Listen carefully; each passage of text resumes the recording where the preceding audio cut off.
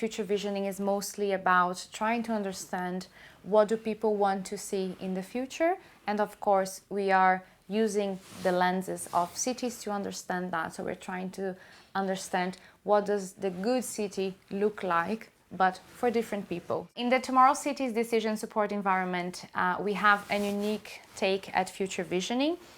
We initially understood, or since the beginning we understood that we couldn't build a method, a future visioning method that worked as a one-off method. So we needed to build a future visioning methodology that worked as a journey, as a trajectory that we embark on with people, with the participants. So the first milestone is about people, is about trying to understand who wants and should be engaging with us to reduce disaster risk in the future, and with this pro-poor lens. So of course that we cannot encompass and include all of the urban voices that we have, but we try to engage with the different city stakeholders, with the different social and urban identities in ways in which makes us able to identify what are the key inequalities that we have in city and the inequalities that are relevant when we're talking about risk. So what we do in practice is we map the social and the urban groups that we think that could be relevant, and we try to understand how are these social groups representing issues of power and marginalization in the urban planning dynamics and the urban planning landscape that we have in each of the cities. We try to understand how the future looks from different lenses. So for example, from the perspective of women, from the perspective of disabled persons, or if we're thinking about urban conditions from the perspective of renters, from the perspective of property owners. And if we're talking about lands that haven't been developed yet, we might want to include farmers and people that are not usually understood as urban actors, but actually for Tomorrow Cities, these actors are relevant.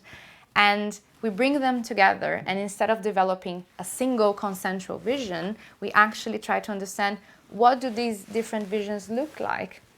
And that's how we start to surface issues of power and inequality and start to think together about how can we actually bring that into the planning system. Then we move to a conceptual understanding of what our vision looks like. What do we want to see in conceptual terms? So do we want a greener city? Do we want a city that is inclusive for disabled persons? Do we want a city that is gender sensitive? So we start to gather information about what is the essence of the vision of each group. Once we understand that essence in a conceptual way, we move to an activity which is more urban planning oriented. We call it a co-mapping exercise because you're actually trying to understand aspirations in space. But this is actually a co-design, a co-planning exercise. So basically, we have the area that we're working with in the decision support environment, and we start to understand what are the infrastructural assets, what are the main facilities that we want to see, or what are the facilities and assets that we want to protect, or the environmental assets.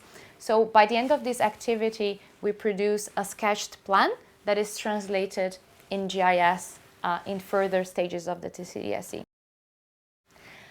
One of the final things that we do in future visioning is thinking about policies. So even imagining that our scenario, the scenario that we're building together, is achieving a better future, hazards, which are the main focus of our work, they still exist, they will continue to exist, and they will continue to impact that area, mostly in negative ways. We refine those policies and these policies expectations as we go through the TCDSE. So this is the first initial scoping of policy ideas, and we later connect that to the existing policy environment in the cities.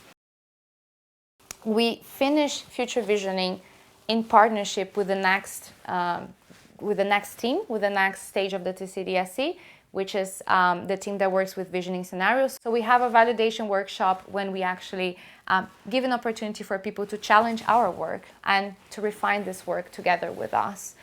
It seems quite complex, but in fact, we're doing very simple things. We're thinking about people. We're thinking about the concept of the visions. we're thinking about plans, so the spatial dimension of the vision, and we're thinking of the policies that are supporting those aspirations in relation to disaster risk reduction. Of course, that we have other participatory and co-production engagements throughout the TCDSE, but this is future visioning in a nutshell.